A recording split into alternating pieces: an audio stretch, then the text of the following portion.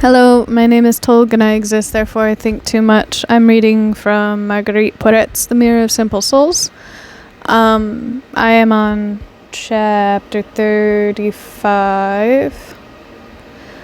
And I don't know what I was about to say. This is not a perfect read-through. I rant as I talk, and I also cuss. If you don't want to be around someone who cusses, there's your warning. Otherwise, you are welcome to change your mind, because I am simultaneously, hopefully, delightful as much as I cuss. And she also, another warning, writes in a way of a conversational style, so it'll be one entity talking to another who then responds. There's that. So the name of the chapter is How This Soul Argues Against Reason, and says that without beginning she has been loved by God. Without beginning what? We don't know. Alright, so soul starts talking. Now, very sweet love, says the soul, I pray you show me how I have functioned by the power of the Trinity. How the soul has functioned? Well, it hasn't. It has died unto itself.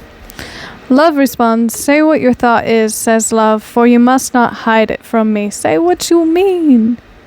Soul responds, lady love, says the soul, I will tell it to you. You have said that he who is in himself, which is capitalized, so I would understand that to be God, he who is in God, and of himself without beginning, will never love anything without me, nor I without him.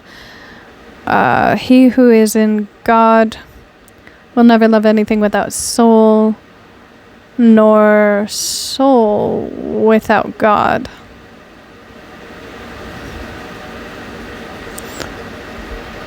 Nor love the soul without God? I think. Love responds, it is true, says love, I assure you. Soul then says, well, since he, God, will never love, because he is capitalized, so I assume this means God, but in that it says never love, it can't be God. It has to be the human being perceived, but it's a proper noun, which confuses me. So it is, well, since he will never love, that is eternally anything without me, without soul, I say therefore that it follows that he never loved anything without me. In addition, since he will be in me through love forever, therefore I have been loved by him without beginning. God will be in the soul forever.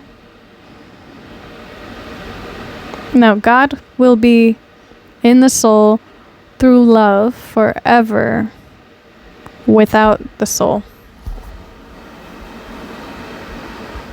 The sentence structure is really fucking me up.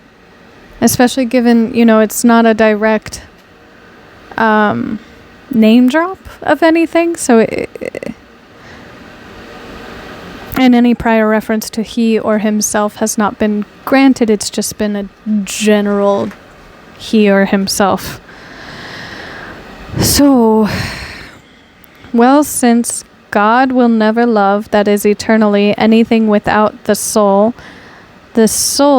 says, therefore, that it follows that God never loved anything without the soul.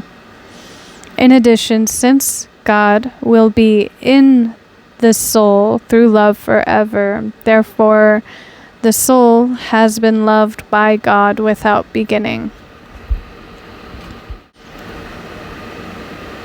I appreciate the if-then structure of this. However, it does not make sense that one could conclude there was never a beginning to the love, because forever does not necessarily translate to infinite. Forever could still have a starting point from now until forever, onto forever. Though I guess, it doesn't say from now unto forever, it just says forever, which then it would make it infinite, so circling back around, I guess it is right to say that it does not have a beginning. And then when it says, this is also, I've used the word abstract, and this just continues to be abstract as fuck, because if it's if it's Batman, if it's an annihilated soul, and the soul is speaking and asking about how the soul is loved, this supposes that annihilation translates to a dimension within the body, allowing God to live through the body without necessarily entirely killing the soul off. But the sentence structure introduces that God lives in the soul, not the annihilated soul, which could be a mistranslation of having written soul instead of body. Or consciousness?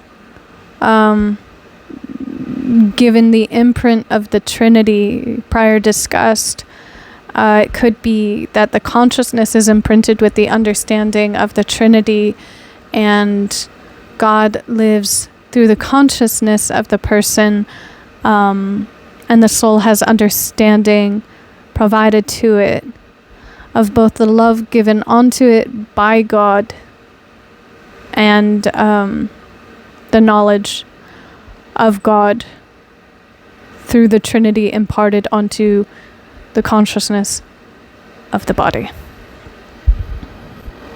I did my best. Okay, and then reason has now entered the picture, and is saying, "Watch what you say, Lady Soul."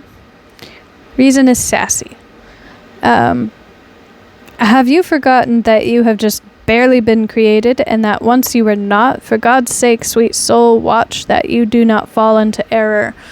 And this just, again, is the perpetual need to honor humility, so that one does not position themselves into a point of too much pride, exceeding that point of holiness, of imperfection, and therein still being within the grace of God, and not especially superseding your superiors in a position of a woman writing in 1300s France, who should not in the first place have been educated according to the rules of society at the time. I don't think that that is humility that is reasonable, or even, needing to be spoken on. It was just a self-preservation mechanism that she wrote into the book, so when the church inevitably would say, hey, you can't do something without having signed off with the church that you were going to write this book or talk about God, she could then say, no, I was still being humble. I didn't promote myself to a position of pride that I did not deserve. And again, referencing how many times I've said it prior, to come against me is to come against God, in that God is acting through me. So, yeah. In the end, it would not save her from being condemned for speaking against the church, but it was all the same an attempt of what she understood to be how people were treated for thinking on their own. So the soul responds, if I err in holding this opinion, Lady Reason, says the soul, love errs with me, who makes me believe and think and speak, which again is saying you're coming against me or coming against God. Reason, now prove what you say, Lady Soul, says Reason. Soul, ah, Reason, says the Soul, how tedious you are, and those have pain and suffering who live in your counsel.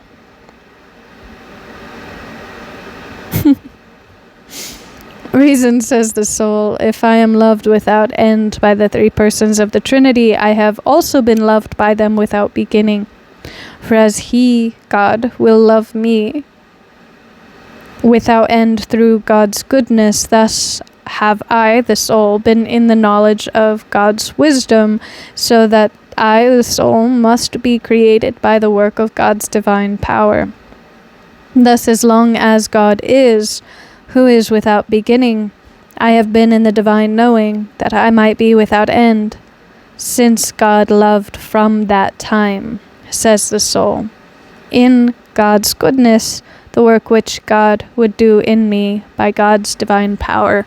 This by logic of the Christian understanding of God being infinite and existing outside of time, thus being the beginning and the end of time, this is perfectly logical. Because to God, to a source that is outside of time and infinite, everything exists all at the same time, as much as it does not exist simultaneously. Ta-da! Love then responds, and I assume this is just the position of love, not God. This is true, says Love, for since that time God did not will to keep God's self from loving the soul any more than God would do so now.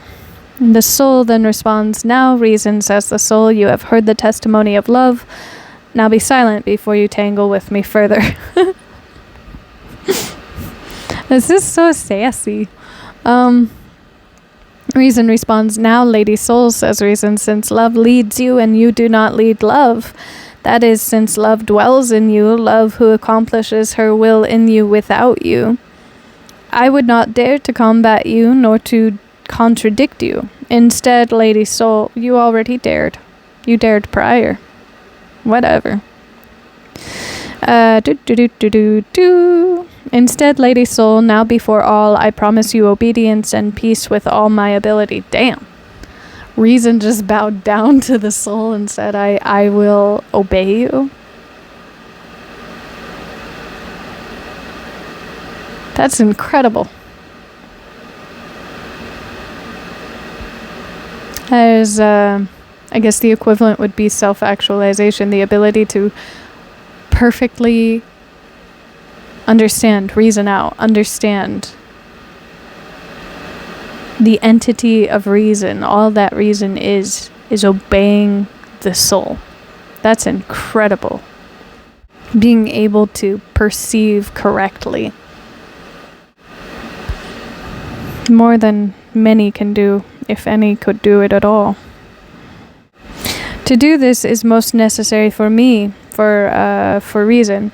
In spite of myself, because love wills it, I cannot do the contrary. Thus I give my all to you.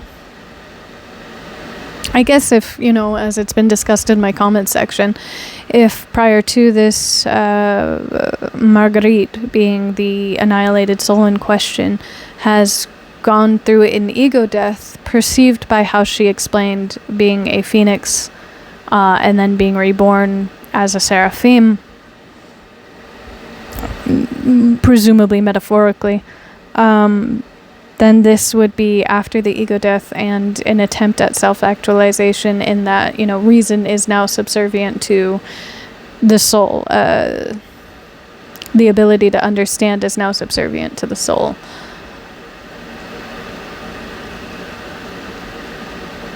And I guess that's, a path that is now being written for one to follow. Reason becomes subservient to the soul in the ability to understand that the soul has forever been loved and never has been without love, despite the soul not always being able to appreciate that. The soul realizes it is love, and thus it is able to understand all. Or rather, the soul realizes it is loved, and thus it can understand all. It does, however, promote one to a position of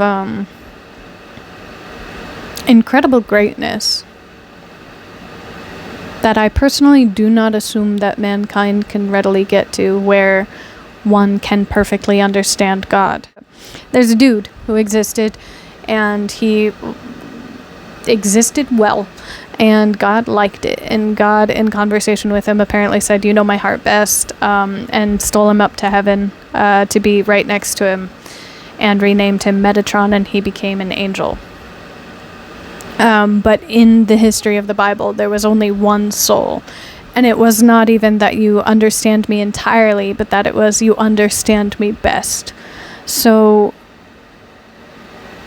this would have put her in a position never before had in all of Christian history, which again could add to the sentiment of blasphemy that she was and would eventually be killed for. However, I don't think this sentiment is entirely wrong. I don't think this is a goal that can be met, but I don't think it's a goal that should not be aimed for. And then chapter 36 is titled How the Soul is Freed and Beyond the Subjection of Reason. Why does the soul need to be freed if it is annihilated?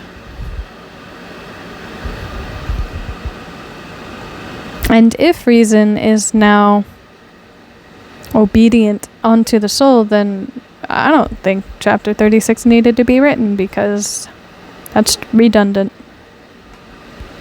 So soul now speaks. Now the debts are turned, says the soul to reason, and with good cause, for the nobility of the courtesy of my spouse being God. No. Sorry, I think prior chapters have said that the spouse of soul is Lady Love. Okay, so soul to reason, and with good cause, for the nobility of the courtesy of love, Lady Love, would not deign any longer to leave me in your service, reason, nor in that of any other, for it is necessary that the bridegroom, being God, should free the bride, being the soul, whom God has taken by God's will. Okay. That is, I think, a play on something that is biblical. At least it's taught in the church if it isn't biblical, but I think it's biblical, where it says that in the end times, the Son of Man, Jesus, will return for his bridegroom. And the metaphor or the description of said bride is supposed to be representative of all of the believers of Christ. The congregation of the church is how it is described. However, in a prior Bible verse it said, where one or more are gathered in my name, so there too shall I be, in description of appreciation that people did not need to congregate in a physical building. So the supposition therein is that, when it speaks on the bridegroom, it is anybody that believes in Christ. However, what one does with that bride after coming back for that bride is also up to question, because I don't think that is actually described biblically. But I guess that's what blind faith is, so. Love responds, "This is the truth, most sweet soul," says Love, who is the spouse of the soul. "I swear it and confess it to you. Reason, ah, for God's sake." Lady Soul says, "Reason, you think and say and do whatever you wish, since love wills it and confirms it."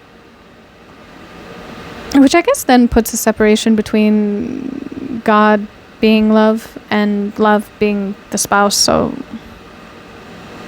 probably another something that was lost in translation, where, other languages perceive that there are many different types of love, and English has only one word for it, and yet it is to be applied in a multitude of ways. So Soul responds, "Ah, Reason," says this soul, "how rude you are." Yeah, after saying that, you are obedient, you're not being really obedient. Love wills and confirms me that I might say, think, and do all that I would will. And why would she not do it, says the soul? What is done is proper to herself, for by myself I cannot. I assume then that Lady Love would be the imparted perception of the Trinity. Because it is not the perfect application of the Trinity, but a copy of all that God is. And so Lady Love is not divine love, but as close as a human can get to it. And therein the copy of the Trinity that she has prior described helped her evolve into this position of being able to self-actualize. For by myself I cannot do anything if my lover himself, lover being God, does not do it in me. Sorry. You are amazed, says the soul to reason, that he wills what I will. Because what the soul wills is what God wills, and thus what God wills is what the soul wills. And that God is now living through the body, or the consciousness, depending on how that actually perfectly interprets. Willing is always necessary for God, for I do not will except that God wills in me, and God wills that I might will. In this, God gives me rest by God's courtesy, that God wills what I will, and God does not will what I do not will. Again, with the repetition, and the unnecessary repetition.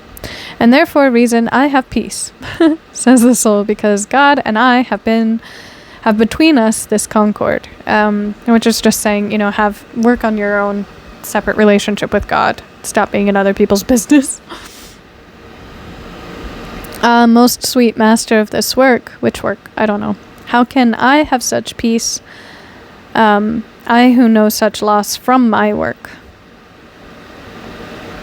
Heading in the wrong direction because you weren't actually in God's will. You weren't actually perceiving what God correctly said. And without fail, Lord, so I can have such peace, for your courtesy and your nobility will that, since you have peace, I should have it also. So, Lord, I understand well that by this debt, that is, by giving peace to me, you have made yourself the master, for whatever portion of my sins I find, whether to come or already there, always your peace dwells in me. Even if I fuck up, I have entrusted my life to you, so I entrust that in fucking up, you have already perceived of that, and your forever love and patience and understanding of my person and creation of it has put me in a position that I, at the very least, can be at peace with this, which personally I feel like does not put you in a position where you don't need to work on it. Being at peace with yourself does not necessarily mean that you accept your faults are as they should be and should remain as they are. Peace can be had with simultaneous understanding that acknowledgement of growth is needed.